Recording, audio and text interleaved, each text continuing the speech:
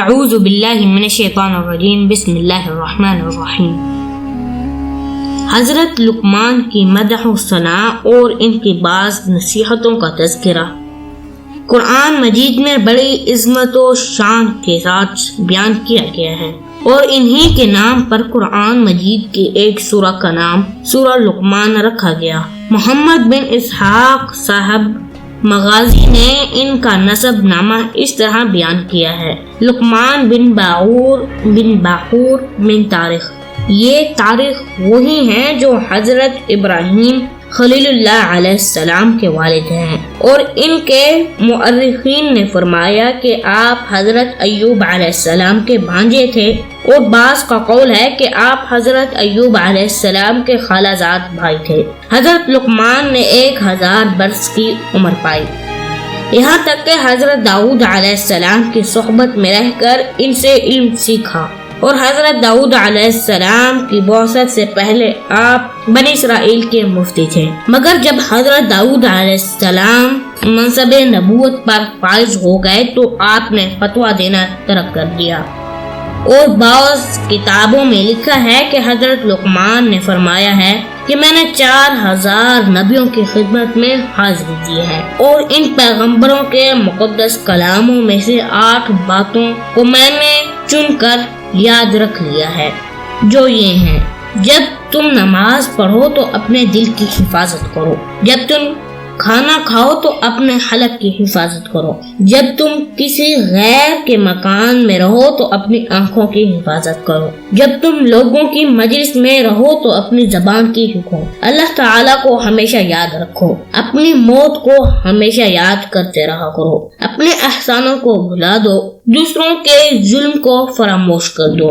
حضرت اکرمہ اور امام شعبی کے سوا جمہور علماء کا یہ قول ہے کہ آپ نبی نہیں تھے بلکہ آپ حکیم تھے، اور بنی اسرائیل کے نہایت ہی بلند مرتبہ صاحب ایمان اور بہت ہی نامور مرد صالح تھے، اور اللہ تعالی نے آپ کے سینے کو حکمتوں کا خزانہ بنا دیا تھا۔ قرآن مجید میں ہے: اور بے شک ہم نے لقمان کو حکمت عطا فرمائی کہ اللہ کا شکر کر، اور جو شکر کرے وہ اپنے بھلے کو شکر کرتا ہے، جو ناشکری کرے تو وہ بے شک اللہ بے پرواہ ہے، سب خوبیاں سارا۔ حضرت لقمان عمر بھر لوگوں کو نصیحتیں فرماتے رہے۔ تفسیر فتح الرحمن میں ہے کہ آپ کی قبر مقام سرفند میں ہے جو رملہ کے قریب ہے، اور حضرت قتادہ کا قول ہے کہ آپ کی قبر رملہ میں مسجد اور بازار کے درمیان میں ہے، اور اس جگہ 70 انبیاء علیہ السلام بھی مدفون ہیں، جن کو آپ کے بعد یہودیوں نے بیت المقدس سے نکال دیا تھا، اور یہ لوگ بھوک پیاس سے تڑپ کر وفات پا گئے۔ آپ کی قبر پر ایک بلند نشان ہے، اور لوگ اس قبر کی زیارت کرنے کے لیے دور دور سے جایا کرتے ہیں۔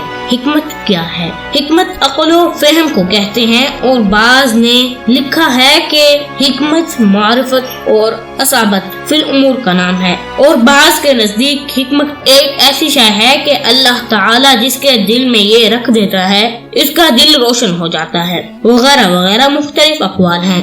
اللہ تعالیٰ نے حضرت لقمان کو نیند کی حالت میں اچانک حکمت فرما دی تھی۔ بہرحال نبوت کی طرح حکمت بھی ایک وہیبی چیز ہے، کوئی شخص اپنی جد و جہد اور قصد سے حکمت حاصل نہیں کر سکتا، اس طرح بغیر خدا کے عطا کیے کوئی شخص اپنی کوشش سے نبوت نہیں پا سکتا، اور یہ بات ہے کہ نبوت کا درجہ حکمت کے مرتبے سے بہت اعلیٰ اور بلند تر ہے۔ حضرت لقمان نے اپنے فرزند جن کا نام انعام تھا ان کو چند نصیحتیں فرمائی ہیں، جن کا ذکر قرآن مجید کی سورہ لقمان میں ہے۔ ان کے علاوہ اور بھی بہت سی دوسری نصیحتیں آپ نے فرمائی ہیں جو تفاسیر کی کتابوں میں مذکور ہیں۔ مشہور ہے کہ آپ درزی کا پیشہ کرتے تھے، اور بعض نے کہا ہے کہ آپ بکریاں چراتے تھے۔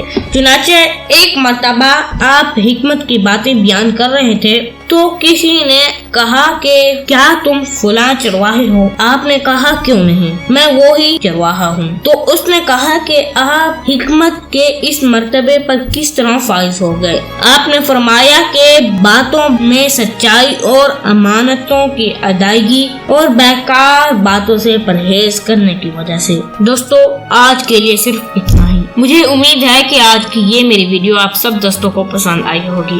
اگر پسند آئی ہے تو پلیز میری اس ویڈیو کو لائک، شیئر، کمنٹ ضرور کریں۔ ملتے ہیں ایک نیکسٹ ویڈیو میں، تب تک کے لیے دیں اجازت۔ السلام علیکم ورحمۃ اللہ وبرکاتہ۔